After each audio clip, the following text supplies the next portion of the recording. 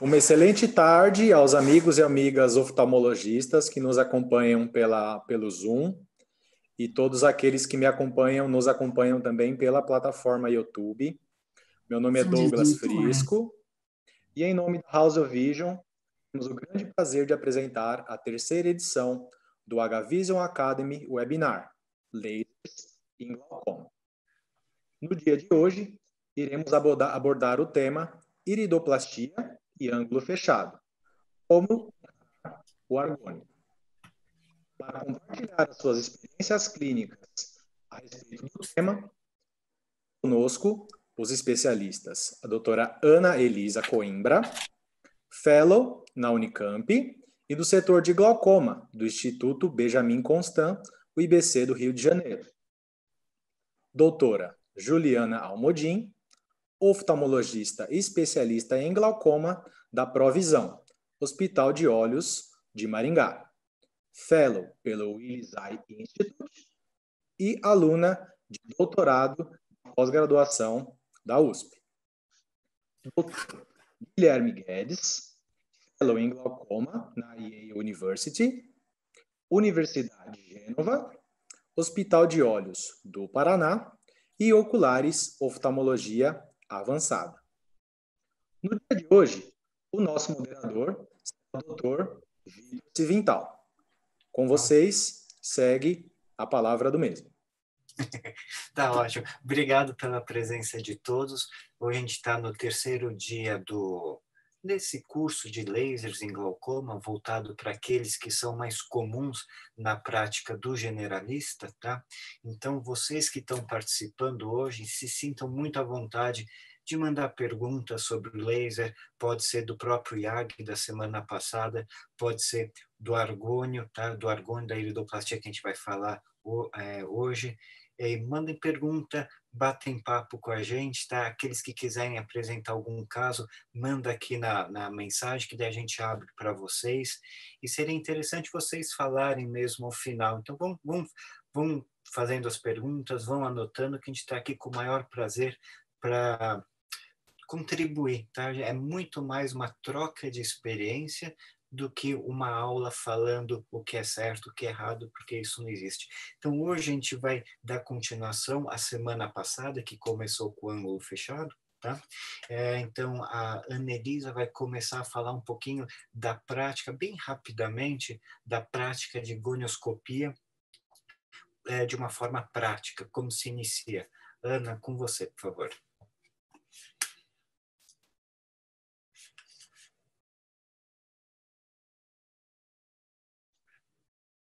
Estava sem som. Boa tarde a todos. Obrigada pelo convite mais uma vez da H-Vision. Vitor, você é um senhor do moderador, fantástico, muito bom. E a gente está aqui no terceiro dia, né? E eu acho que assim, a gente vem num crescente mostrando o emprego do laser no tratamento do glaucoma. Eu até brinquei da última vez que a gente está cada dia mais sintonizado nesses temas e hoje a gente vai abordar a iridoplastia, mas como eu tinha comentado da aula anterior, eu fiquei devendo algumas imagens e eu trouxe aqui para vocês uma abordagem da gonioscopia com alguns vídeos para que vocês se familiarizem mais com as imagens que a gente comenta aqui, tá?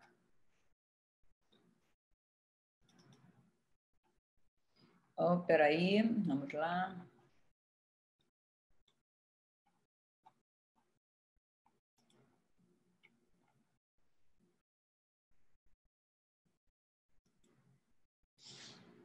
Bom, então, falando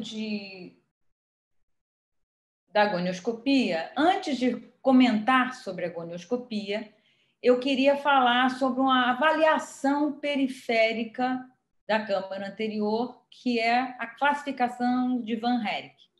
É uma classificação, não é uma classificação que, digamos assim, descarte a gonioscopia, mas ajuda bastante quando você tem uma suspeita de um paciente que tem um ângulo estreito. ou que ele é um suspeito de fechamento angular, ou que efetivamente é um paciente que tem uma síndrome já de fechamento angular ou um glaucoma de ângulo estreito. Discutindo aqui, lembrando, como é um exame simples e feito na lâmpada de fenda, é importante avaliar o percentual e a espessura dessa. Você coloca uma lâmpada de fenda com uma luz com um feixe bem fino, e aí você avalia. Se tiver a profundidade normal, o grau 4, ele vai estar maior que aquela, ou igual, maior daquela espessura do feixe. E quando você tem uma diminuição menor que a metade do feixe ou de 1/4, esse paciente já é suspeito de um fechamento angular. Então, é um exame para acender a luzinha antes da gonioscopia. A gonioscopia, a importância e a definição dela, inicialmente, é para avaliação biomicroscópica do seio camerular.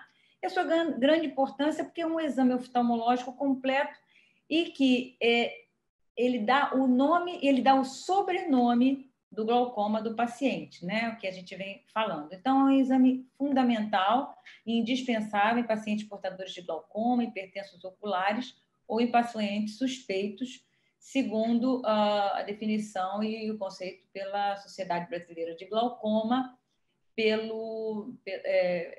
que foi avaliado, feito uma avaliação desses pacientes. A indicação do exame, a gente tem a avaliação inicial para classificar, como eu acabei de falar para vocês, um exame que é sugerido fazer de forma periódica em todos os olhos sujeitos a glaucoma e que tem a possibilidade de ter mudanças na pigmentação do ângulo, como o glaucoma pseudesfoliativo e o glaucoma pigmentar. É um surgimento também de sinéquias, como no glaucoma neovascular e nos pacientes com glaucoma primário de ângulo fechado, também é muito importante para que seja avaliado isso ao longo do tempo. Outros empregos do exame da gonioscopia é para fazer avaliação pré- e pós-operatória das trabeculoplastias do SLT. Você precisa de fazer antes uma gonioscopia, ver se aquele ângulo é aberto, que foi a nossa primeira aula sobre a trabeculoplastia seletiva, e aí sim você pode indicar o procedimento, tanto para trabeculectomia e faco, principalmente quando você pensa em fazer uma faco por causa do ângulo estreito, né? Que a gente também comentou e vai comentar um pouco mais hoje sobre isso.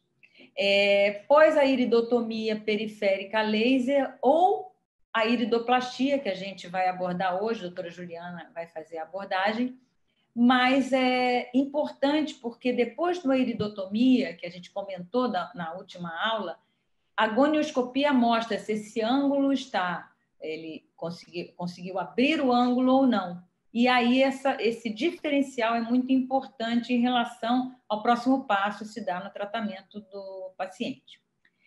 Após a administração de pilocarpina, também é importante para avaliar se houve a abertura desse ângulo em alguns pacientes que fazem o uso. E hoje, com o implante de MIGS, AB interno, é importante também que você pode depois fazer uma análise como está a posição, localização desse MIG. O que você pode ver na gonioscopia? O que é importante? A configuração do ângulo, né? A profundidade do ângulo, baseado nessas estruturas. Então, dependendo da estrutura que você visualize, você tem que o ângulo é mais profundo, ou melhor, o ângulo está mais aberto ou mais fechado. O grau de pigmentação, que é muito importante, principalmente nos pacientes que serão submetidos a uma trabeculoplastia por laser de argônio, isso faz a diferença, né, na forma e de como esse procedimento vai funcionar. Na presença de estruturas anormais também, que é muito importante. E você pode fazer isso através de desenhos, palavras descritivas, que são técnicas mais úteis hoje para se fazer a gonioscopia.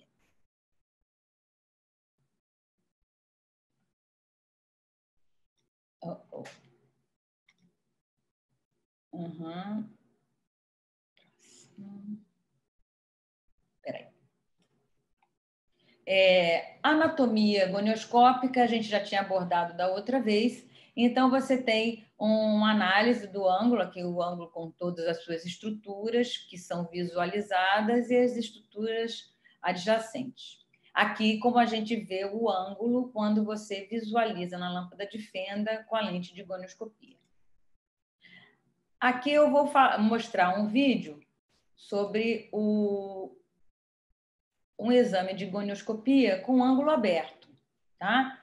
Para que vocês, quem não tem costume, se familiarize as estruturas, né?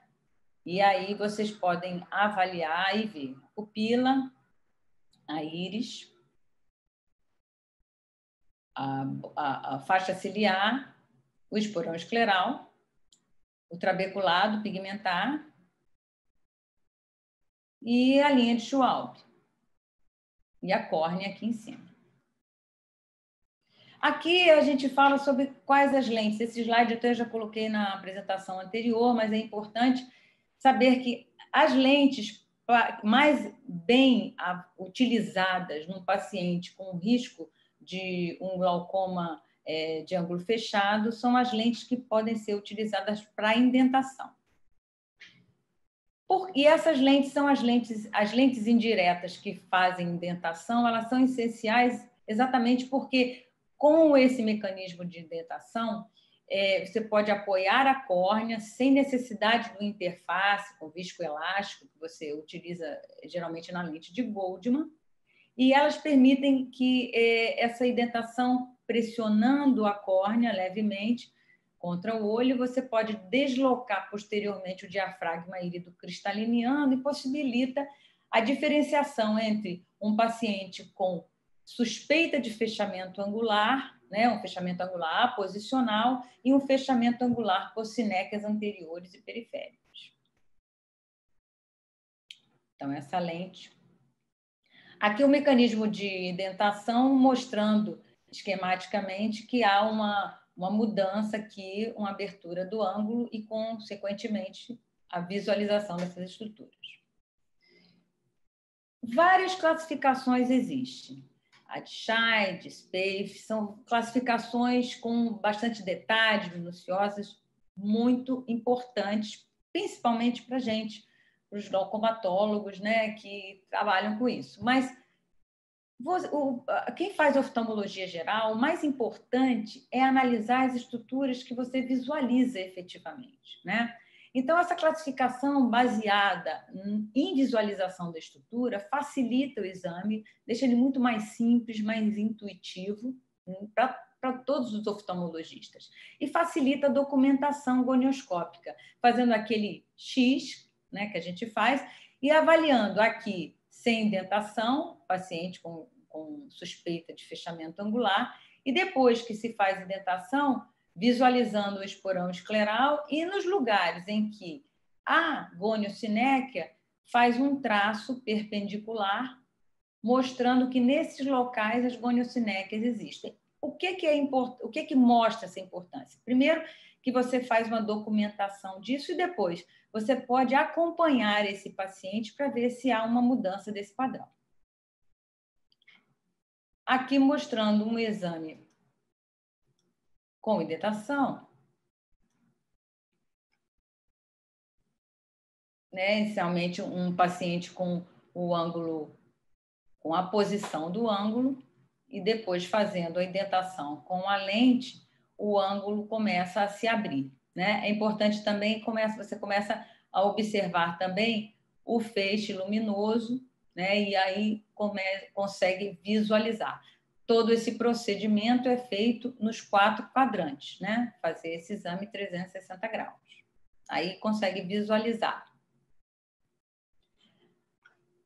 Aqui a gente vê algumas estruturas que eu vou mostrar no próximo vídeo, que podem aparecer nesses pacientes que já têm um fechamento angular, que é o imprint, né, que eu tinha comentado na aula anterior, que é a posição da íris que começa a liberar e grudar pigmentos nessa região, que caminha para as goniocinéquias, com as cinéquias anteriores, e depois com as goniocinéquias. Esse paciente aqui, ele teve essa goniocinéquia, consegue ser bem visualizada depois de uma iridectomia. Então, foi feita a iridectomia, esse paciente já apresentava goniocinéquia.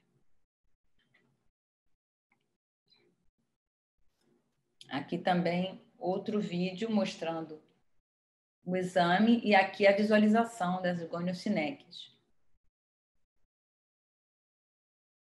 Facilita bastante, né? Realmente a indentação nos ajuda muito.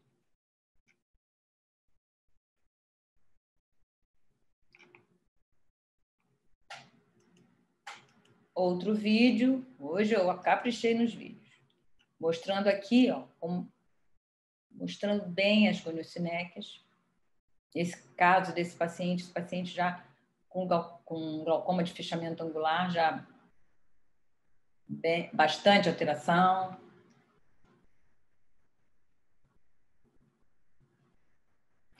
E aqui um paciente com bloqueio pupilar.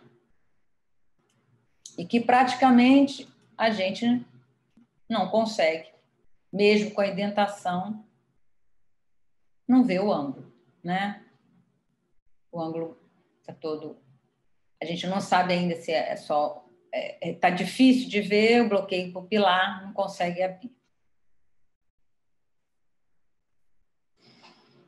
E aí, quando acontece isso, você faz o procedimento que a gente comentou da aula anterior, da iridectomia, e, ok, iridectomia feita, iridectomia pérvia, já foi falado sobre como avaliar se a iridectomia está pérvia ou não, está tudo ok, mas mesmo assim ainda continua o ângulo fechado, né? Há posicionamento ainda, que pode acontecer por uma maior espessura da periferia da íris, ou essa inserção alta da íris, que pode, e os processos ciliares também estarem mais anteriorizados, e com isso fechar o ângulo. Então, não adianta fazer a iridectomia nesses pacientes, porque esse ângulo vai continuar fechado, porque a estrutura da íris está fechando aquela região. Por isso que, nesses casos, esse paciente pode se beneficiar com a iridoplastia, que vai ser abordada mais adiante. A gonioscopia de indentação pode revelar também aqui no exame a dupla corcova, né? Que é você visualiza. Esse paciente, normalmente, eles têm uma câmera anterior. Quando você faz a visualização na lâmpada de fenda, a câmera anterior é profunda no centro e rasa na periferia. Então, com isso, quando se vê a gonioscopia, dessa visualização da dupla corcova. Aqui eu vou mostrar um vídeo também, falando da síndrome de íris em platô.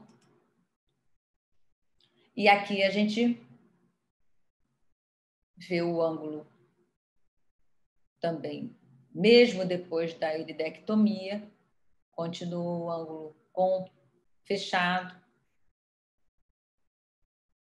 em algumas regiões. E aqui acho que dá para ver o sinal da dupla corcova. Acho que aqui mais adiante a gente consegue. Aqui. Como se fizesse uma ondinha.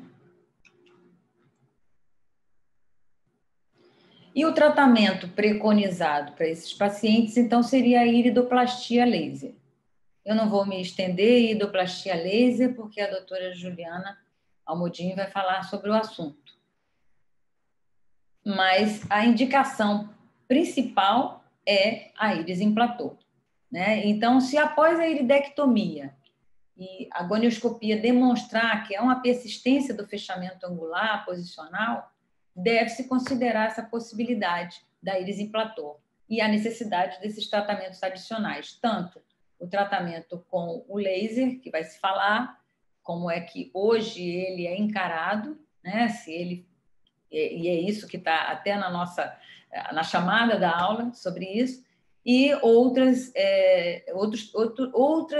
condutas terapêuticas para esses pacientes. Bom, para concluir, falando de gonioscopia, a gonioscopia de indentação é um exame essencial para avaliação do ângulo írido-cristaliniano. Os métodos de imagem de segmento anterior não substituem a gonioscopia.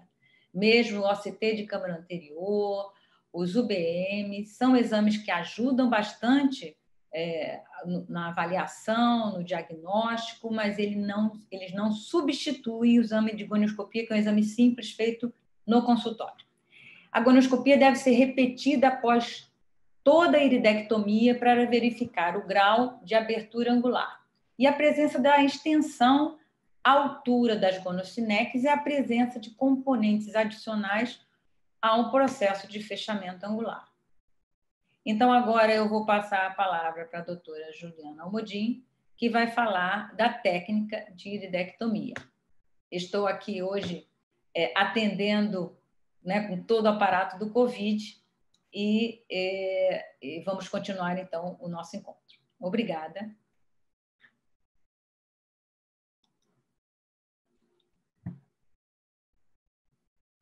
Muito bem, Ana. Parabéns pela aula. Que bom que todos os vídeos hoje funcionaram muito bem, né? Então, vamos lá. Deu para ouvir bem, Juliana? Deu, foi ótimo. Parabéns, foi bom. ótimo. Não sei se alguém, Vitor, quer abrir para perguntas, continuo. O que nosso moderador aí manda? Não, eu estava falando no mudo. Então,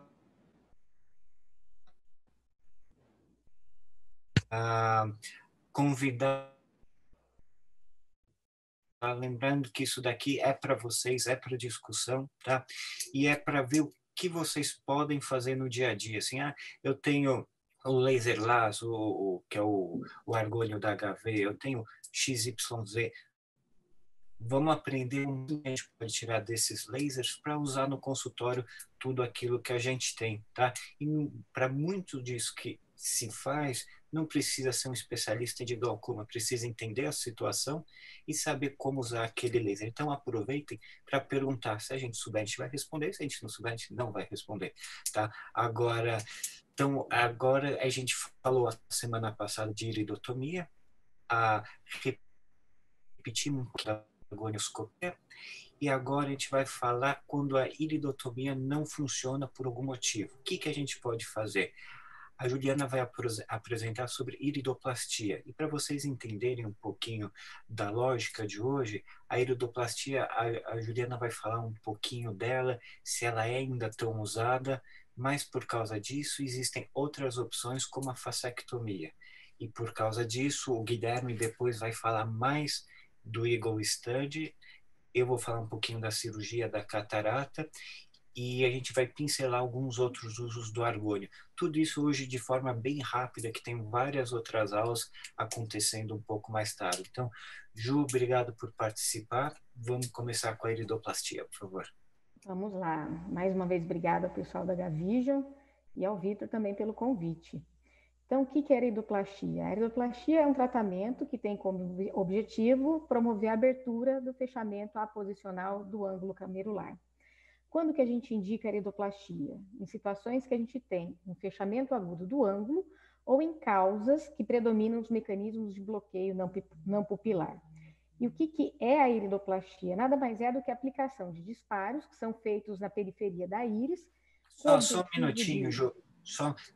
Eu só estou vendo pelo menos a tua caixa de arquivos, eu não estou vendo a aula mesmo. Não? Não está aparecendo a aula, Juliana. Eu acho que você tem que... provavelmente você tem que mudar de tela. Espera aí, vamos lá. Aperta a tela 1. Sim, vamos ver se agora vai. Agora foi. Agora foi? Foi. Só pôr na... Isso, ótimo, obrigado. Ótimo. Bom, a iridoplastia nada mais é do que a aplicação de disparos de laser que a gente faz na periferia da íris para a gente promover uma retração da íris. Com isso, a gente vai afastar a íris e vai promover um contato ali menor da malha trabecular e com isso a gente conseguir uma abertura do ângulo.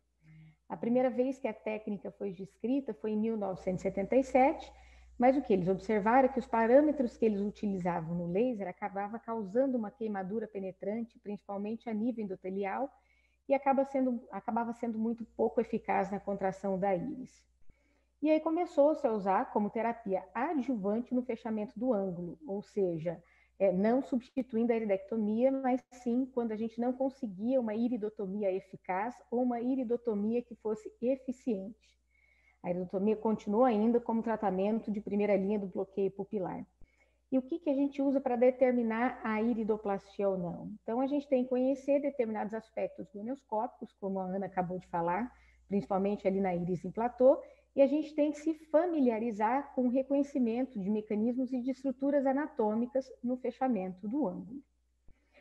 Então, quando que a gente não consegue fazer essa iridotomia? Quando a gente tem uma inflamação, uma turvação da córnea muito grande, uma câmara anterior muito rasa, ou ainda uma íris muito plana, e a gente não consegue realizar uma iridotomia, a gente pode sim ir para uma iridoplastia, porém, quando a gente, num segundo tempo, consegue a iridotomia, você realiza a iridotomia para fazer um controle da pressão intraocular e aí promover a abertura ali do ângulo. Ou seja, ela realmente não substitui a iridotomia. E naquelas causas também de predomínio de bloqueio não pupilar, ou seja, quando você teve uma iridotomia patente, como já falamos, ou que foi pouco eficaz, e você não tem a presença de sinéquias anteriores que justifiquem esse fechamento, ou ainda com fechamento aposicional da íris residual por mecanismos de bloqueio, você pode também ir para uma iridoplastia. Os casos que a gente mais acaba usando são a síndrome da íris em platô, pseudoíris em platô, quando a gente tem obstrução ao nível do cristalino e obstruções posteriores ao cristalino. Então, vou dar uma pincelada bem rápida na síndrome da íris de platô, como a Ana já disse.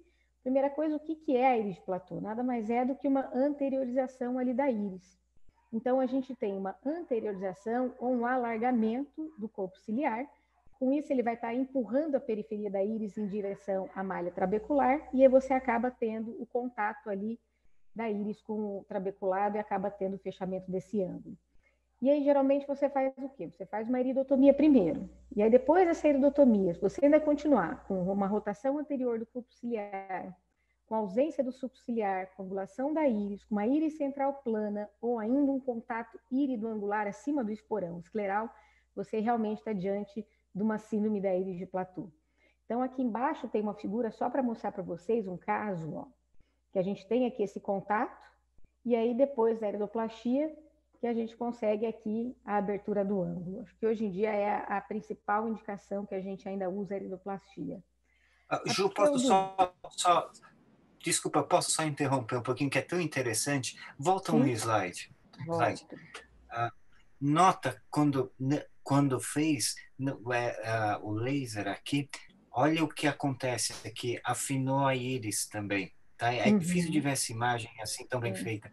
E por causa disso que muitas pessoas, antes de fazer iridotomia, fazem um procedimento parecido como se fosse uma iridoplastia, para afinar, atrofiar a íris e daí fazer o IAG por cima, fazer uma iridotomia por cima daquela atrofia de íris, em íris muito grossas. Então, isso aqui foi ótimo para mostrar. Obrigado, Ju, por ter posto a figura. Desculpa interromper. Que isso, continuo interrompendo. Pseudoíris em platô, o que é isso? São cistos que vão se formar ali na face posterior da íris e ela acaba empurrando também essa periferia da íris, configurando a íris em platô e fazendo o fechamento do ângulo. Então, aqui a gente tem essa primeira imagem, ó, vários cistos aqui, e aqui essa segunda imagem mostrando um cisto bem grande, realmente, ó, empurrando essa periferia da íris, causando o fechamento do ângulo. E aí a gente pode cursar com esse aumento da pressão intraocular ou com a presença de sinéquias anteriores.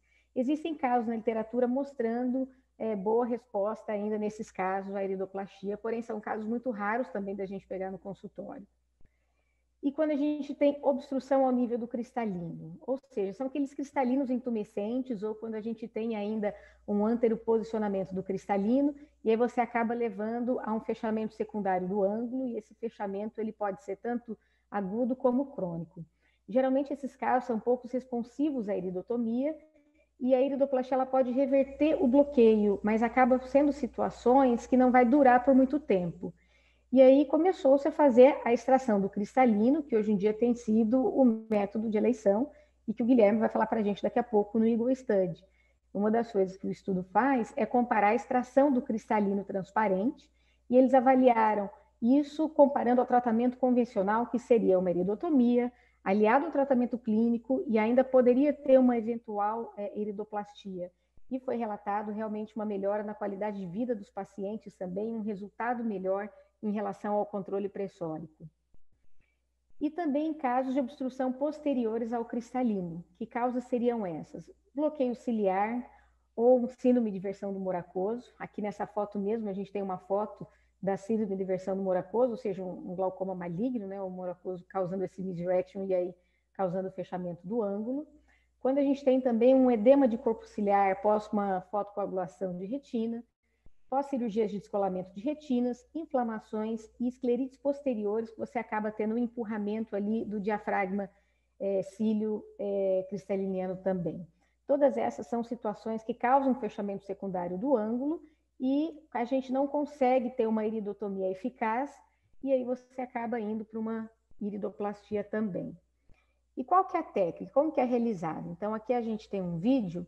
Esse vídeo, desculpa que está com um pouquinho de som, porque na verdade esse vídeo eu tirei do computador, está com um pouquinho de música ambiente.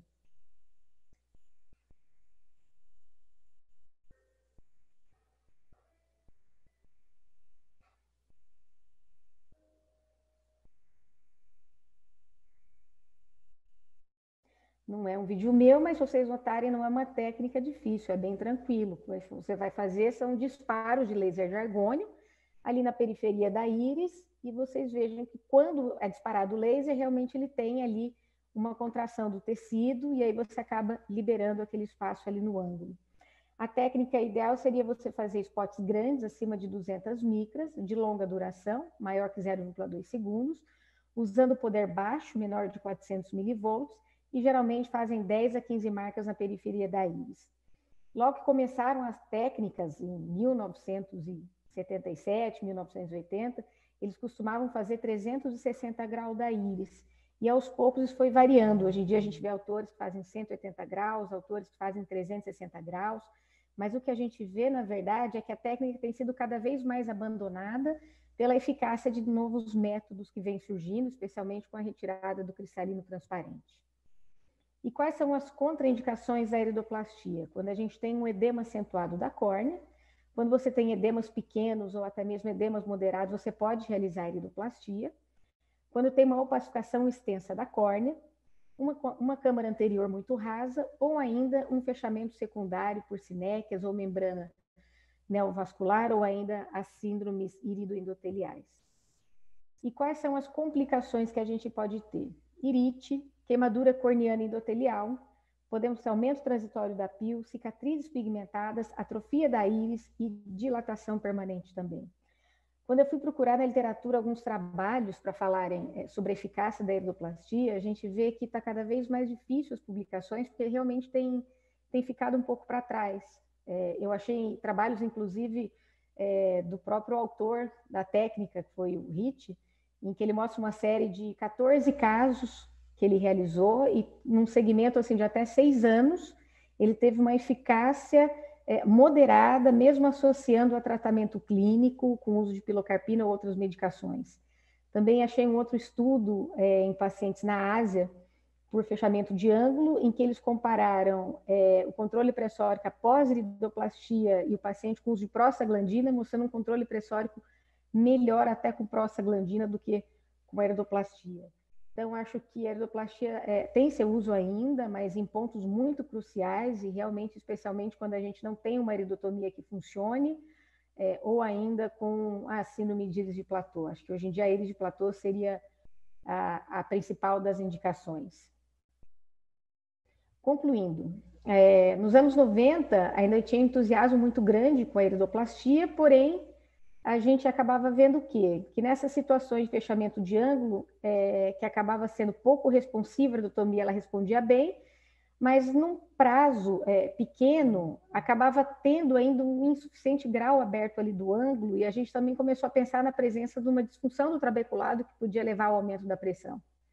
Então, realmente, os casos pontuais que a gente usa são quando você tem uma crise de fechamento do ângulo, que você está impossibilitado de realizar uma iridotomia, ou quando ela foi insuficiente ou não eficaz, ou em algumas causas posteriores do cristalino, porém lembrando que não vai ter uma longa duração, enquanto você realmente aguarda o poder estar fazendo um tratamento definitivo dessa situação. Obrigada. Vou repassar então agora a palavra ao Vitor. Não sei se temos perguntas ou se seguimos ao Guilherme. Foi ótimo, Ju. Obrigado pela aula. É um tema que é muito pouco falado, tá? Tem os seus os questionados, mas é algo que pode ser feito por todo mundo, porque a maior parte das pessoas tem um laser verde ou onde trabalham tem um laser verde no consultório, tá? Se não me engano, da HV Light Laser, né? Então é algo que é possível de fazer. Aquela pessoa que ainda vai demorar um pouquinho para fazer, assim, fez a iridotomia, não funcionou, vai demorar um pouquinho para fazer a faco, por que não fazer a iridoplastia, tá? Então vale sempre a pena aprender a técnica. E aprender mesmo porque, em alguns casos de iridotomia, que a íris seja grossa. Se vocês permitirem, eu vou compartilhar só 2 minutinhos a minha tela.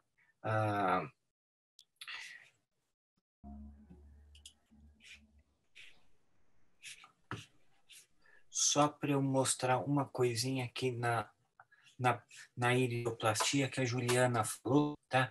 E para reforçar bem, compara essas duas fotos, tá? Repara que aqui, onde foi feito onde foram feitos os tiros, são muito para centro, tá? O ideal é que seja bem na periferia. E por que bem na periferia? Como a Juliana mostrou na aula, por quê? Porque se você tem uma anteriorização do corpo ciliar, então a ideia é afinar aquela parte bem periférica. Então, quanto mais periférico, melhor.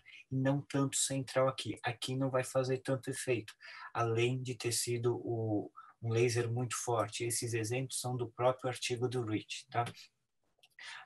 Agora, quando você tem uma íris que é muito encostada na córnea, uma das coisinhas que você pode fazer para conseguir fazer a iridoplastia, você faz um tiro um pouco mais central, isso vai deprimir essa área, e quando deprime, você faz o tiro aqui, tá? Então, como só para bem esquemático aqui, você tem que colocar a tua lente de Abraham e fazer bem na periferia, praticamente junto com o limbo, tá? Então, eu só vou mostrar aqui também o do Rich, que ele é um dos grandes divulgadores.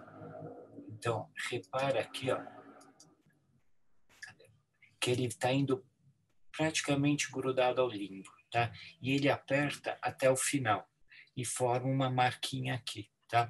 Então, deixa o tempo do laser para fazer efeito, não é só apertar e tirar o pé. Agora, opa, vamos ver como é que eu volto aqui. Obrigado, Ju, foi ótimo, porque pouco se fala de iridoplastia e é algo que a gente não sabe muito, tá? E o que acontece? Muitas vezes, melhor, hoje em dia saíram outros estudos que advogam muito o uso da cirurgia de catarata quando em algumas situações de ângulo fechado ou de ângulo que pode fechar. Então, o que a gente vai falar agora? Um pouco da cirurgia de catarata em si. O Guilherme vai falar de um grande estudo que foi feito e que meio que mudou os nortes do glaucoma e do glaucoma com ângulo fechado, tá? Então, Guilherme, obrigado por participar. A todos aqueles que tiverem pergunta, seja para Juliana da técnica, que é uma técnica que vale a pena ser feita, tá? Da Ana e do Guilherme, por favor, mandem perguntas, tá bom? E aqueles que quiserem apresentar algum caso também podem aparecer, principalmente na semana que vem. Guilherme, obrigado pela presença. Vamos falar um pouquinho do Eagle Study, por favor. Joia, obrigado pelo convite, pela HV. E vamos compartilhar aqui a tela.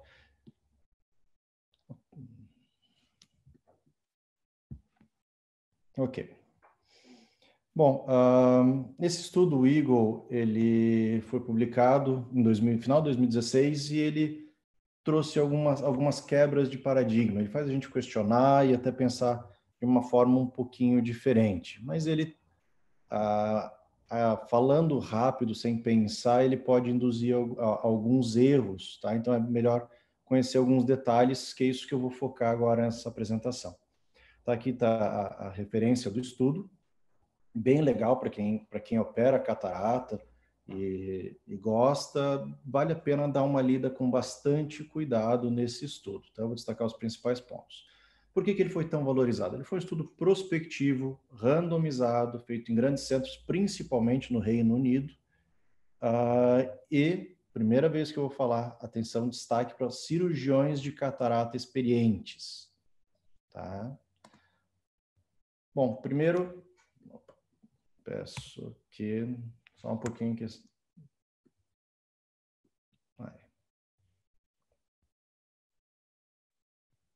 o estudo tem dois braços, tá? Tem o primeiro braço, que é vou começar aqui pelo número 2, que é o tratamento padrão. O que se fazia, o que se faz ainda, qual que é o tratamento padrão?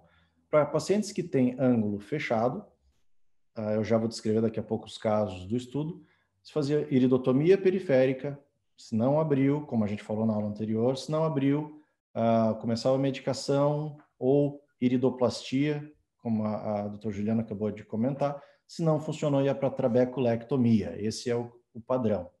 A proposta do estudo é ali o número 1, que está à direita da tela de vocês, que é paciente com ângulo estreito. Eu já vou explicar exatamente quais são os pacientes. Cirurgia de cristalino transparente. Se não melhorava, aí medicação. Se não melhorava, aí cirurgia com uma trabeculectomia.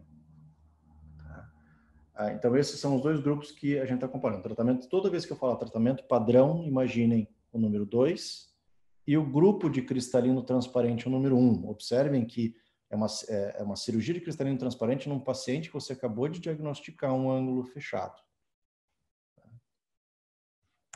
Como foi feito a padronização do estudo? Eles começaram com um número bem grande de pacientes, com 805, 386 pacientes ou não entraram nos critérios de inclusão ou escolheram não participar. Se não me engano, 130 pacientes escolheram não participar. Algumas pessoas indicam isso como um viés, mas não tem outra forma. O paciente tem que saber o consentimento informado para isso tudo, ele tem que saber o que ele está contribuindo. Mas, enfim, só para que saibam que esses 130 pacientes, mais ou menos, alguns autores consideram como viés. Desses 419, eles dividiram em dois grupos. 208 para cirurgia de cristalino transparente e 211 para iridotomia. Quais são os critérios de inclusão? Por favor, bastante atenção, que isso aqui faz muita diferença. Bom, primeiro critério, pacientes com 50 anos ou mais. A gente não está falando de pacientes muito jovens. Eu considero 40 anos bem jovem. Não ter catarata.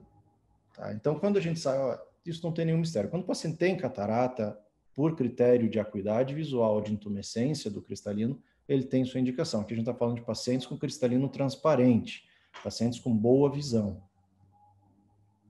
O diagnóstico de fechamento angular, pelos critérios deles, eles não estabeleceram, isso também foi uma crítica, e os próprios autores comentam isso, que eles não aprofundaram na discussão e na especificação do fechamento, da gonioscopia do fechamento. O que eles consideraram? Pacientes que tinham contato írido-trabecular em mais de 180 graus. Alguns com SINEC, mas aqueles não, eles estão considerando que a indentação você consegue abrir pelo menos uma boa parte deste ângulo, tá?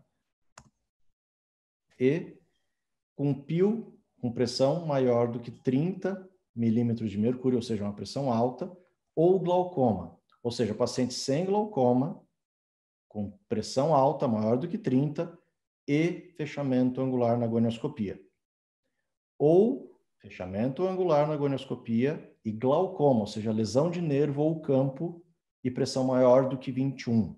Ou seja, mesmo com glaucoma, eles estão considerando glaucoma não controlado. Ok? Então, a gente tem, nesse critério de inclusão, glaucoma, sei que eu vou ser repetitivo mesmo, porque saiu daqui, não vale o estudo. Paciente com glaucoma, ângulo estreito, sem SINEC e pressão maior do que 21. Paciente com nervo bom, ângulo estreito, mais 180 graus e pressão maior do que 30. Eu não estou falando só ângulo estreito, pressão de 18, pressão maior do que 30. Critérios de exclusão, o catarata sintomática, porque aí já tem uma indicação por si só da facomulsificação. Não entraram glaucomas avançados. Então, o glaucoma que eu falei ainda há pouco no critério de inclusão é glaucoma inicial ou moderado. Glaucoma avançado não entrou no estudo. O que eles consideraram glaucoma avançado? Com MD menos do que 15 ou escavação maior ou igual a 0,9.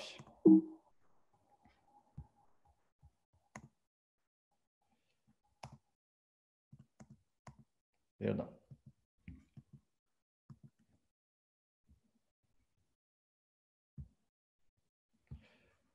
Bom, quais são os resultados clínicos? O que realmente mudou na nossa vida que eu vou comentar também um pouquinho mais. Bom, primeiro, eles observaram ao longo dos 3 anos que durou o estudo que os pacientes no grupo de extração do cristalino tiveram uma pressão 1 milímetro de mercúrio melhor do que os pacientes que fizeram o tratamento padrão. Clinicamente não é tão significativo, lógico, cada milímetro conta, de pressão conta, mas não foi um resultado clinicamente tão significativo. No critério de qualidade de vida, também os pacientes do grupo de extração cristalina tiveram um resultado melhor do que os pacientes do padrão, do tratamento padrão. Ok, critério de qualidade de vida tem seu fator subjetivo e isso por si só não é o suficiente para mudar o nosso critério clínico, mas é um fator a mais que o estudo avaliou. Eles também avaliaram que custo-efetividade foi melhor nos pacientes do grupo do cristalino transparente. E o autor, o Blanco, ele extrapola que, lógico, no início, no primeiro momento, o paciente que foi submetido à cirurgia de catarata transparente tem um custo maior do que o paciente que fez iridotomia e colírio. Mas, ao passar do tempo, isso já com 3 anos, já tem um custo-efetividade melhor para o paciente do cristalino.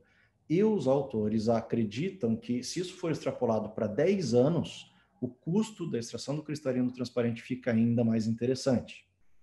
Mas isso também não é um fator suficiente para mudar a nossa indicação clínica.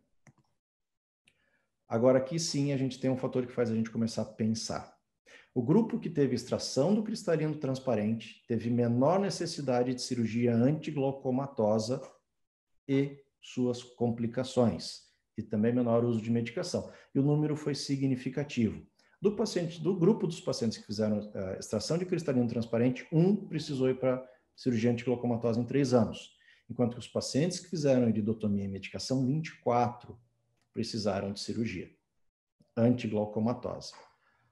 Tem um detalhe, os autores consideraram como não relevante, mas nos pacientes que fizeram iridotomia, fora indo para essa evolução para cirurgia antiglaucomatosa, não houve nada mais relevante. Nos pacientes da FACO, 1% teve ruptura de cápsula posterior, um paciente teve edema macular e um paciente teve edema de córnea persistente. Então, mesmo em mão de cirurgião experiente. A gente aqui está falando de câmaras rasas, uma pressão vítrea maior, olhos que eventualmente podem não dilatar, tem alguns cuidados a mais que daqui a pouco o Vitor vai dar algumas dicas para esse tipo de cirurgia. Tá? Então, agora aqui sim a gente tem um fator que faz a gente pensar. Que a vantagem clínica para o paciente que fez essa FACO acaba ficando mais interessante. Essa FACO em cristalino transparente. Bem importante, o estudo não aplica para pacientes fora dos critérios. Ou seja, eu não posso extrapolar, eu tenho uma paciente com 40 anos e ângulo estreito, vou fazer uma FACO. Não é isso que o estudo está dizendo. Eu tenho uma paciente com ângulo estreito, pressão de 22, vou fazer uma faco. Não, não é isso que o estudo está dizendo. Tá? Cuidado, a gente não pode extrapolar, não tem dado para isso, porque a gente tem que avaliar a lesão que você pode fazer com uma cirurgia, porque é uma cirurgia um pouco mais invasiva, a gente vai tirar a acomodação do paciente se isso for feito muito precoce. Então, tem que ter uma série de cuidados.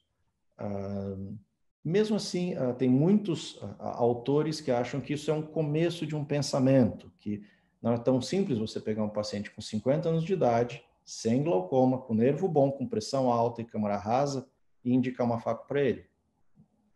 Mas, agora a gente pelo menos tem um embasamento clínico e é algo que pode sim ser pensado e conversado com o paciente.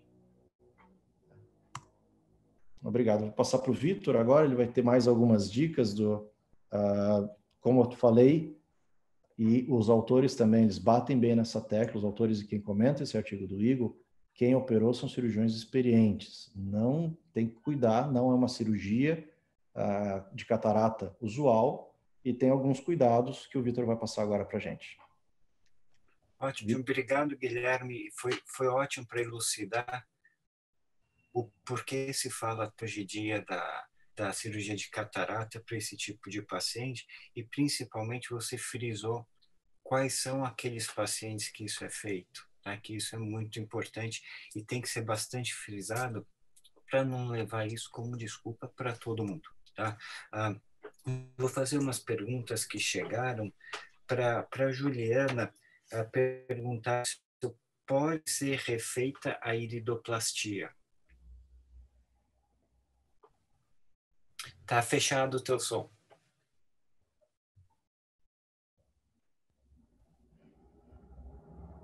Obrigada, desculpa, a gente não acostuma ainda com esse sistema.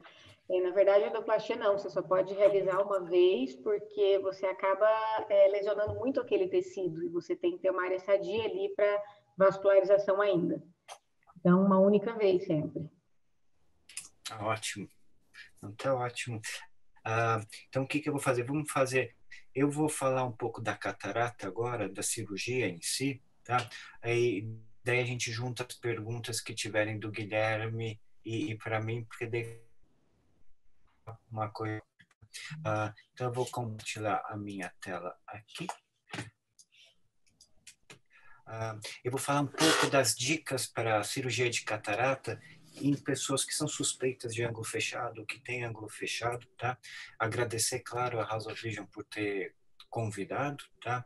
E, no geral, falar bem rapidinho, parece muitos tópicos, mas bem rapidinho, da biometria e dos efeitos da fasectomia nesses casos, e mais do que isso, as particularidades desse tipo de faco, tá? Então, os cuidados que tem que ter. Por quê? Por que isso tudo é importante? Porque são ângulos diferentes. Daí, quando eu olho um ângulo desse, eu pergunto, como que eu abordo esse ângulo? Será que eu faço só iridotomia? A iridotomia geralmente vai funcionar quando tiver a posição da pupila. Mas e naqueles casos que, por exemplo, eu tiver um platô ou com a iridotomia não funcionar?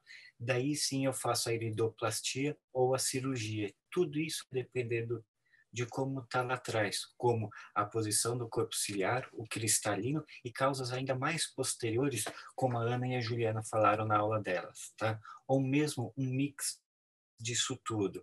E para isso eu tenho que ter na cabeça esses quesitos. Será que esse ângulo tem sinéquia e quantas sinéquias ele tem? Quando eu digo quantas sinéquias, não é para contar, mas para ver quantos quadrantes pega. Qual que é a visão desse paciente, que nem o Guilherme falou? Será que é uma visão super boa ou será um paciente que já começou a ter um pouquinho de catarata? Qual que é a pressão dele? Ele está com a pressão descontrolada ou ele está com a pressão controlada?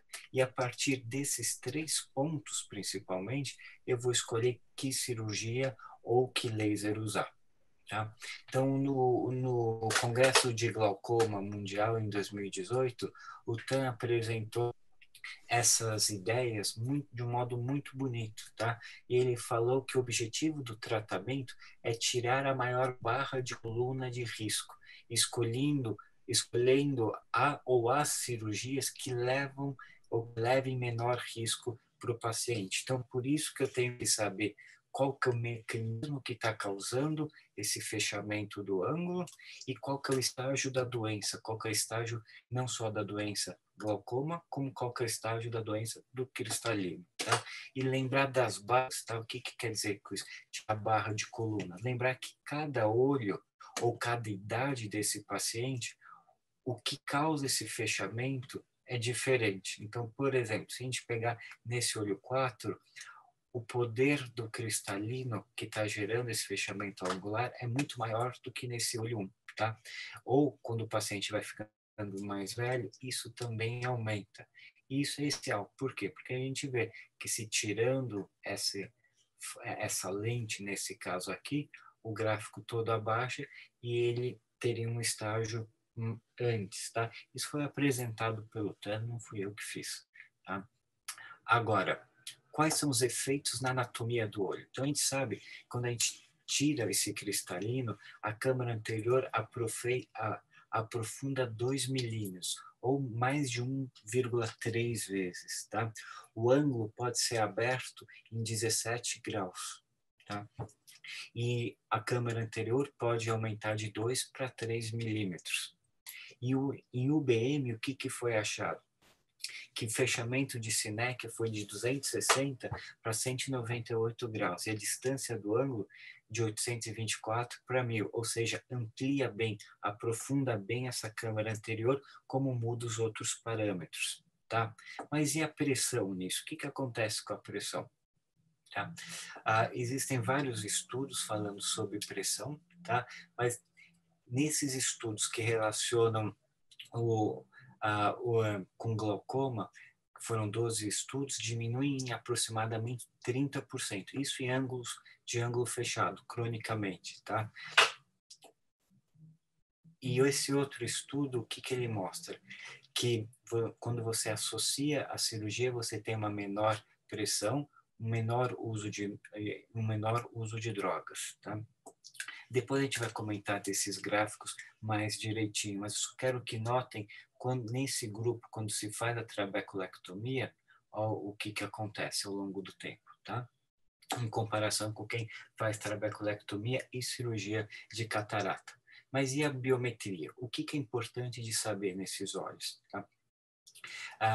Que a câmara anterior é mais rasa com o estreitamento do ângulo. Quanto maior é o cristalino, você tem uma superfície mais elevada, e esse cristalino ele é mais anterior, tá?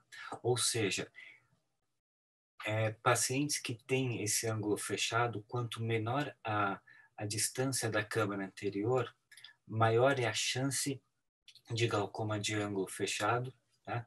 Crônico, e quanto maior é o aumento do cristalino, a espessura do cristalino, maior é a chance também de ter glaucoma crônico de ângulo fechado, tá?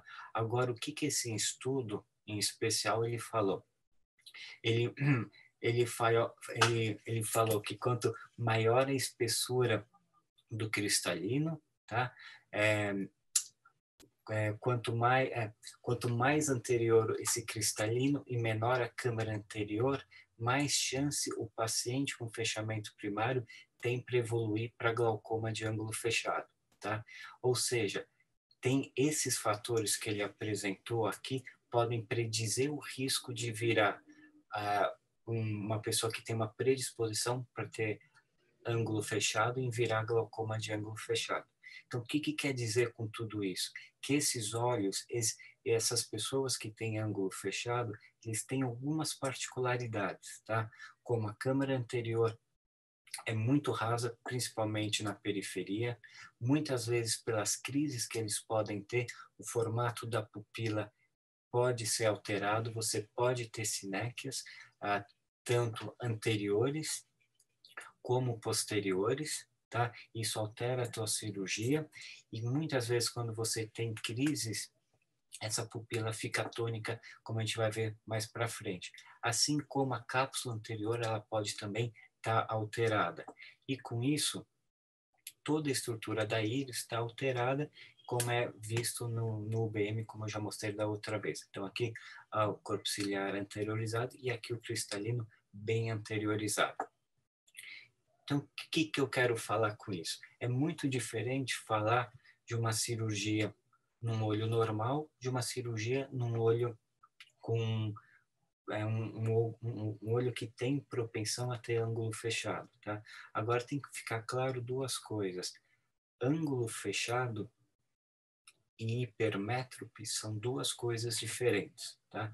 Naquele estudo anterior que eu mostrei, ele deixou claro que aqueles fatores, como a anterior chamber depth, como a espessura da lente. São 19 horas. Isso pode levar ao glaucoma de ângulo fechado crônico. Mas o que não tinha relação era o tamanho total do olho. Então, o que eu quero dizer com isso? Nem todo olho que tem ângulo fechado, ele é hipermétrope, tá? E para isso causa um problema para a gente, porque é o qual? Que equação que eu vou usar para fazer essa biometria, tá? Ainda não está muito claro nessas biometria, nessas fórmulas mais novas, qual eu devo usar. Existe sim trabalhos um pouco mais anteriores mostrando de outras fórmulas, tá? E eles mais ou menos falavam que a Hoffer dava uma previsão maior e que a Huygens nem tanto quando não otimizada, tá? Quando otimizada já tinha um efeito maior, tá? Quando não otimizada, ela dava um residual de hipermetropia maior. Agora, com essas mais novas, eu não consigo falar quais são aquelas que vão dar um melhor resultado. Porque lembrando que o problema nesses olhos não é a distância do olho total, mas são essas particularidades de lente mais grossa, de corpo ciliar mais anteriorizado, disso tudo, tá? Particularmente, eu volto um slide e mostro que eu uso mais qual? A Barrett e a Hill, tá? Isso no dia a dia. Posso estar errado, pode, mas os resultados são relativamente bons. Daí você vai perguntar, puxa, mas o meu biômetro, ele não tem a Barrett e não tem a Hill. Não tem problema. Todas essas, ou a maioria dessas, você pode entrar nos sites específicos e lá vai ter como calcular, tá? Então, por exemplo, a Barrett, você entra na APAC, então põe no Google APAC, ele vai te levar para o site da APAC e lá vai ter a calculadora da Barrett, onde você coloca os dados que você teve no teu biômetro e ele vai calcular para você, tá? Assim como a Hill RBF, no site do próprio Dr. Hill, ele te dá isso. E são duas formas muito boas, tá? Ou seja, não são olhos iguais. O Guilherme já falou do Eagle Study, então o que ele falou? Que é efetivo? Sim, é efetivo para aqueles tipos de pacientes, é seguro para cirurgiões experientes e tem o seu custo efetivo bom se forem respeitados aquelas exclusões. Mas como que é essa cirurgia? Quais são as particularidades dessa cirurgia? Primeiro, se a gente for pensar de um modo geral, a gente está falando mais de ângulo fechado, que dá mais quando? Em descendentes asiáticos, como os japoneses, os chineses, tá? São olhos um pouquinho diferentes. Então, vale a pena fazer alguns exames a mais antes, tá? Quais são os cuidados que eu, Vitor, tomo na cirurgia? Antes da cirurgia, eu sempre quero operar com um olho calmo. O que eu quero dizer com olho calmo? Tá? É um olho com a pressão mais controlada, mais baixa.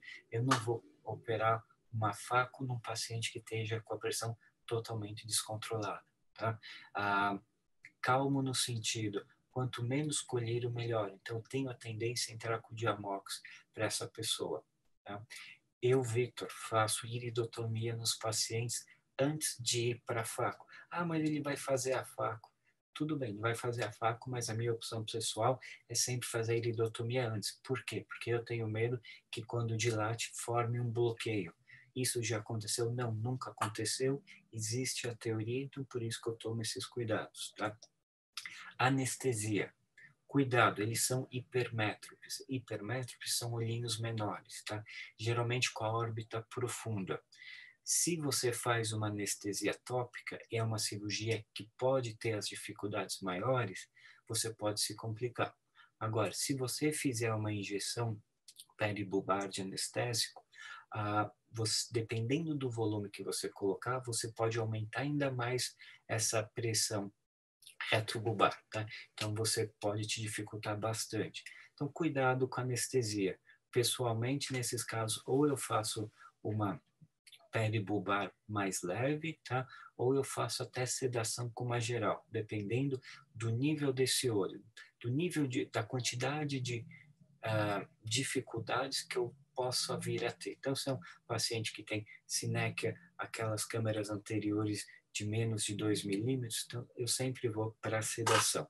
Agora, o tipo de anestesia eu já falei, e o que eu uso de praxe é o peso, tá? Daqui é um baroftalmo. Todo paciente desse tipo que vai fazer a cirurgia, coloco 10 minutos antes a 50 milímetros, é pouco tempo, só 10 minutos. Antes de fazer anestesia, se for fazer bloqueio e depois do bloqueio, ou se for geral, sedação, eu só faço o baroftalmo. Mas por que isso? Porque isso desidrata o vítreo, tá? E desidratando o vítreo, te forma uma câmara anterior maior. O que eu faço também, na maioria dos casos, é manitol. Como fazer o manitol? 1 hora ou 1h30 antes, porque ele só vai fazer efeito 40 minutos depois. E sempre levar o paciente para ir no banheiro antes da cirurgia, senão ele vai prender e a pressão positiva vai subir mais. Agora, quais são os cuidados? Primeiro, cuidado na incisão principal. Veja aqui que quando entra, a pressão positiva é muito alta, eu tenho uma perda abrupta da câmara anterior. Isso não é bom. E o que vai ajudar para isso é o bléfaro. O bléfaro não está muito aberto, então você sempre diminui um pouco o uso do manitol antes e até mesmo fazer paracentese de alívio. Ou seja, você faz uma pequena paracentese aqui ou com uma própria agulha de insulina, nunca aqui para o lado do cristalino, tá? Para a lateral. Deixa alguns segundos e tira. Isso diminui o suficiente para quando você for fazer as paracenteses para pôr visco ou mesmo a principal, não ter essa perda abrupta. Agora, lembrar, nem todo paciente com ângulo fechado é um ângulo hipermétrope, é um olho hipermétrope. Tem outras situações, como transplante de córnea, que você pode também ter um ângulo fechado e ter que fazer uma cirurgia. A gente leva em conta todos esses cuidados, tá? E nesses pacientes, seja de transplante, sejam aqueles que têm ou já tiveram crise de ângulo fechado, a tendência a tua contagem de células ser menor, tá? Então, tomar muito cuidado com a perda de células endoteliais. Por quê? Porque dependendo da técnica cirúrgica, você pode perder até 10% de células endoteliais. Tá? Então, muito cuidado com isso. E quanto maior é essa catarata e quanto maior é a tua perda de células endoteliais, você tem que escolher a técnica. E não tem nada de mais fazer uma extracapsular, porque uma extracapsular com a técnica adequada, dependendo das particularidades que você tem, você vai perder menos células que a própria faco. Tá? Agora, lembrar que são óleos que podem ter uma retropulsão. Então, eu, pessoalmente, sempre pinto a cápsula com azul. Tá? Isso deixa também a cápsula mais fácil de mexer. Então, tomar como exemplo aqui, repara que quando vai colocar, eu mal coloco, ele já sai, tá? Naquele mesmo caso. Por quê? Porque tem uma pressão positiva grande. Então, nesses casos, tem alguns truques que pode fazer. Aqui está pondo pela principal e não pelas paracenteses. Geralmente, o que eu costumo fazer, às vezes até antes de abrir a principal, é na própria paracentese eu coloco com bolha de ar, porque a bolha de ar em si protege o contato do azul com o endotélio. Depois eu lavo e eu abro a principal. Agora, aqui é o que pode ser feito. Então, eu coloco o visco, nesse caso é um visco coesivo, desfaço as sinéquias, tá? E para desfazer as sinéquias, lembrando de fora para dentro, e, se possível, usar uma espátula. Aqui eu não mostrei desfazendo, porque elas já se desfizeram, tá? E para pintar, nesses casos que você já tem viscoelástico, você entra por trás do visco, coloca azul e com a própria cânula você vai pintando a cápsula interior, tá? Pintando mesmo. Agora, lembrar que essa íris é uma íris doente, tá? Em muitos casos você vai pegar uma íris assim, totalmente atrófica, tá? Que ela nem abre, ela nem fecha, tá? Ela é totalmente atônita, uma íris boba. Repara aqui que ela é muito pouco reagente. Aqui no final de uma cirurgia, põe carbacol e mesmo com o carbacol ela não fecha muito. Nesses casos, então você tem que ajudar. Ajuda com Cinsk para fechar a pupila. Sempre bom no final da cirurgia fechar ou com Cinsk ou fazer uma sinequiálise mais periférica, tá? Para evitar que formem novas sinéquias no ângulo. Do mesmo jeito que você pode usar o Cinsk, você pode usar o gancho no começo de uma cirurgia para abrir a própria pupila. Tá? Lembrar, como eu já falei, que sinequiálise no final da cirurgia é sempre bom fazer, principalmente em pós-transplante, que tem os seus ângulos fechados, tá? Que isso pode ajudar no pós-operatório. Gancho de íris, eu gosto sempre de usar gancho, não sou uma pessoa que quer correr o risco de fazer em pupilas pequenas. Lembrem que essa pupila, ela é uma pupila que não se mexe tanto. Então, ela não tem uma vida própria, ela é totalmente atônita. Então, muitas vezes, quando você trabalha com uma pupila pequena, essa pupila, ela não vai fazer aquilo que você quer. Então, ela vai sair pela principal, vai ter herniação, ela vai para caneta do Faco. Então, colocando os ganchos de íris, você sempre tem uma segurança maior, tá? Você faz uma tenda e essa tenda deixa a câmera mais ou menos estabilizada. Tá? Eu não uso uma Lugan-Ring por causa do preço também e porque, dependendo do caso, o próprio gancho me ajuda, tá? Agora, isso é importante, para fazer Ups, eu não estou tendo muita sorte com isso, não sei o que eu faço. Ups, tá vendo? Não sei o que eu faço. No terceiro eu consigo, pronto.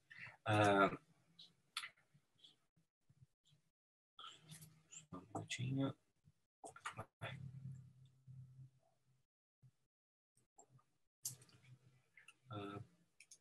Pronto, aqui.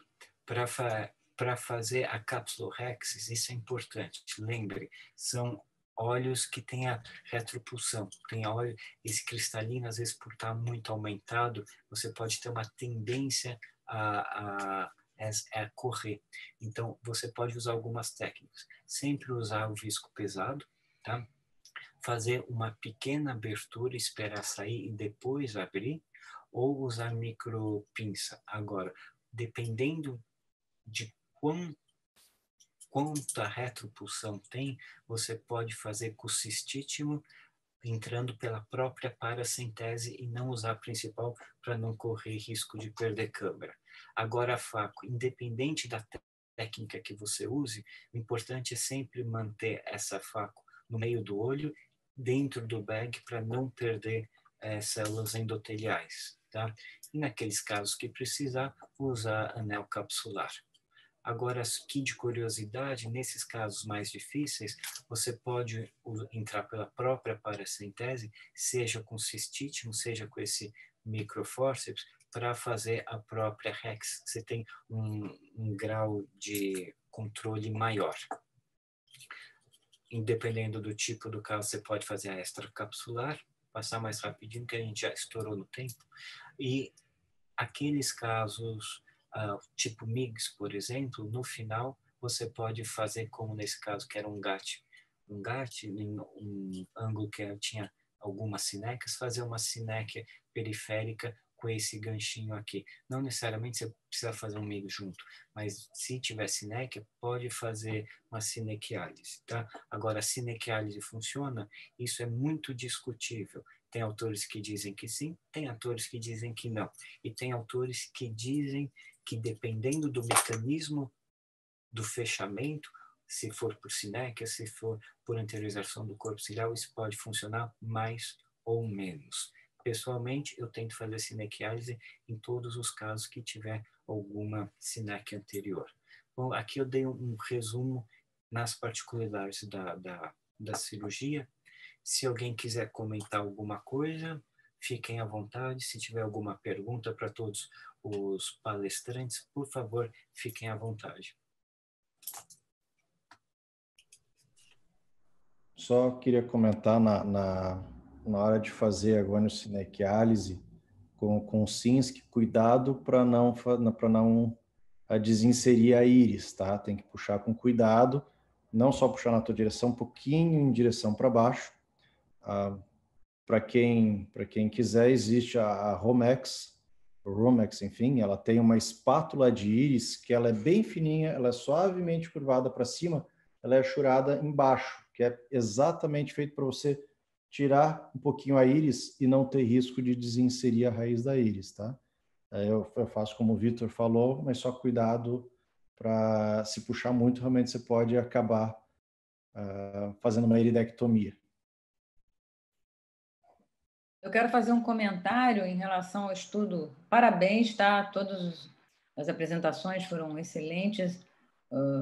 E, Guilherme, em relação ao Igor, que vocês chamam bem atenção para ter muito cuidado, além de ter que ser um cirurgião muito experiente, né? É muito importante saber que o índice de descolamento de retina em pacientes mais jovens, que são submetidos a extração do cristalino transparente para tratamento de glaucoma de ângulo fechado é grande. Então, é importante fazer uma análise muito criteriosa disso aí e avaliar, assim, se antes de chegar ao momento, apesar do estudo ter mostrado, feito 2 grupos, um que faz todo o procedimento como é usado hoje e o outro que nem passa pela iridotomia, eu ainda acho que a iridotomia, se fosse no meu olho, eu preferia fazer do que sair logo para fazer a cirurgia de catarata. Então, eu acho que seria uma coisa mais prudente nos casos do paciente. Claro que você tem que esperar o tratamento clínico, diminuir edema de córnea e tudo mais, mas é muito importante, exatamente por causa das intercorrências do procedimento cirúrgico nesses pacientes.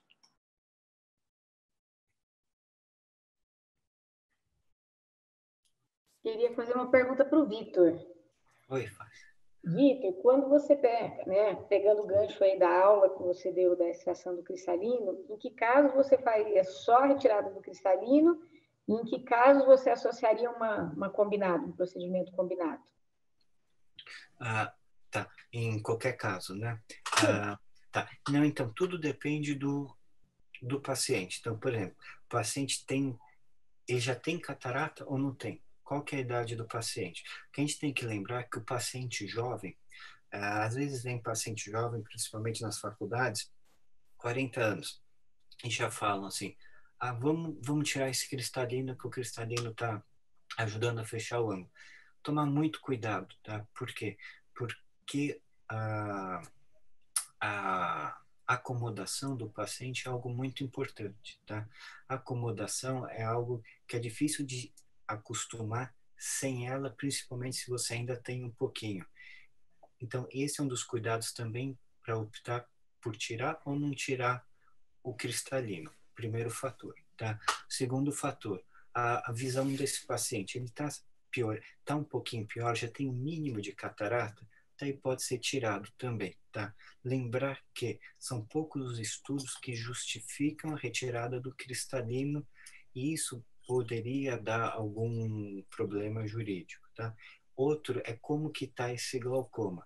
Se o glaucoma está descontrolado ou está com mais drogas, daí faz uma cirurgia combinada. Daí qual cirurgia combinada a fazer? Varia para mim, tá? Isso é muito pessoal, não estou falando de artigo. Varia muito daquele olho. Então, se é um olho que tem pouquíssimas sinéquias ou não tem sinéquia, faz a catarata, retira essas sinéquias e se ele tiver controlado com uma medicação, no máximo 2, a gente vê que acontece? Se não nesses casos mais novos, tá? Que eu vendo que quando vai retirar o cristalino, o ângulo abre bem, mas já é um olho que precisa das suas 2 drogas, tudo isso é muito hipotético, tá? Daí pode fazer um MIGS junto. Qual MIGS fazer? Aquele MIGS que você tiver maior habilidade com, tá? Agora, se é um olho que já tem um glaucoma mesmo, que tem uma lesão de nervo mais avançada, tem uma pressão mais alta, daí você combina com uma das cirurgias maiores, seja filtrante, seja não filtrante. Ah, mas como é que eu vou fazer uma não filtrante? Não filtrante não, uma não penetrante. Como que eu vou fazer uma não penetrante se o ângulo é fechado, tá? Então, por exemplo, tem no transplante de córnea, muitas vezes o ângulo fecha, fica pouco, mas tem as suas aberturas. Então, por exemplo, saiu faz 2 anos, um artigo grande que falava de esclerectomia profunda em pós-transplante na oftalmology e viu que os resultados eram muito bons, tá? Com a vantagem que você não perde tanto a câmera. Então, nesses casos, vale muito a pena. Agora, se tiver muita sinéquia, daí faz uma filtrante, faz a catarata, mas a filtrante. Aquilo que você tiver mais prática, tá bom? Pelo menos eu. Isso sou eu, Vitor. Ok. Meus amigos, muito obrigado pelas excelentes palestras, né? Com informações aí muito pertinentes, muito importantes dos nossos especialistas. Agora nós vamos para as considerações finais, para que nós encerremos essa nossa terceira edição. Então, iniciaremos com a doutora Anelisa, por gentileza. Seu microfone está fechado, dona. Mariana. Isso. Viu? Esse negócio não querer atrapalhar os outros, dá nisso. Mais uma vez eu quero agradecer a oportunidade de estar aqui discutindo com especialistas que têm tanta experiência e que podem, assim, dar uma melhora da nossa qualidade até no nosso tratamento dos nossos pacientes, principalmente os pacientes de glaucoma e glaucoma de ângulo fechado, como a gente vem abordando.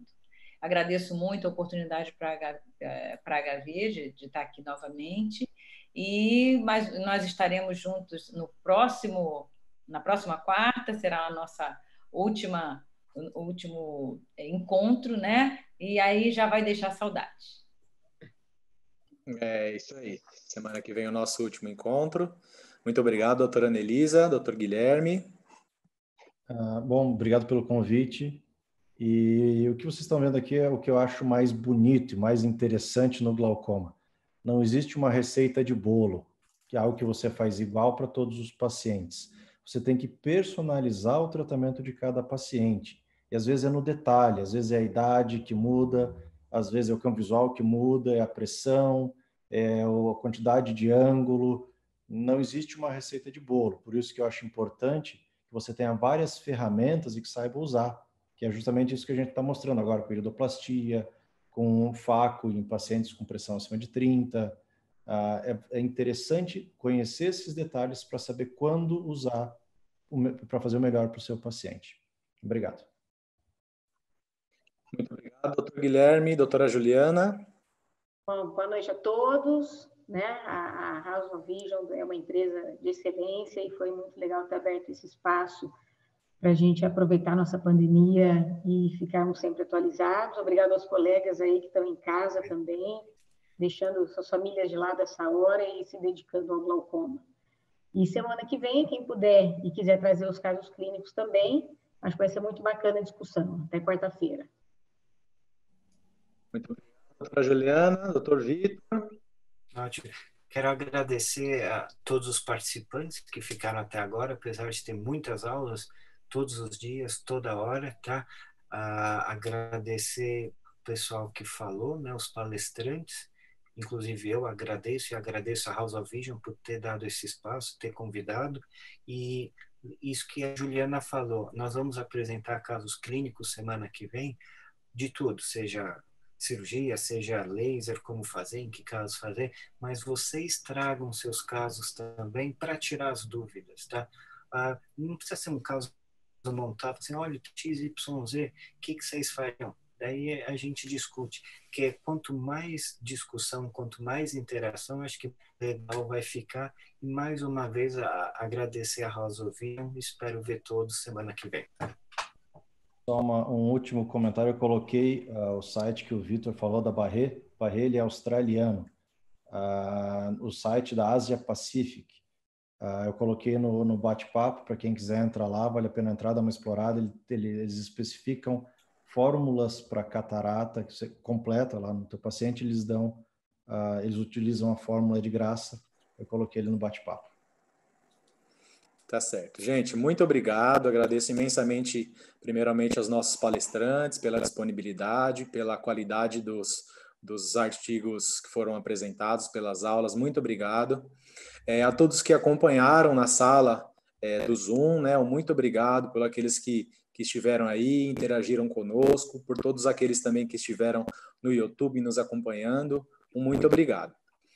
Por gentileza, aqueles que estão aí na nossa página do Zoom, ao saírem, por favor, se puder preencher a nossa pesquisa de satisfação, ficaremos muito agradecidos para que possamos melhorar o nosso evento a cada dia. Aos participantes do YouTube também, temos o link para o preenchimento desses formulários e agradecemos que vocês possam, claro, nos ajudar, dando sugestões e dicas para que nós possamos sempre melhorar. Nosso próximo e último encontro do Lasers em Glaucoma está marcado para quarta-feira que vem, às 18 horas. Iremos falar a respeito de casos clínicos, nossos especialistas trarão casos para que nós possamos discutir, e você também, que irá nos acompanhar, traga, vamos interagir, vamos fazer com que nosso último encontro de laser em glaucoma seja muito interessante. Então, até lá, até a próxima quarta-feira, às 18 horas, e conto com todos. Um grande abraço e até mais.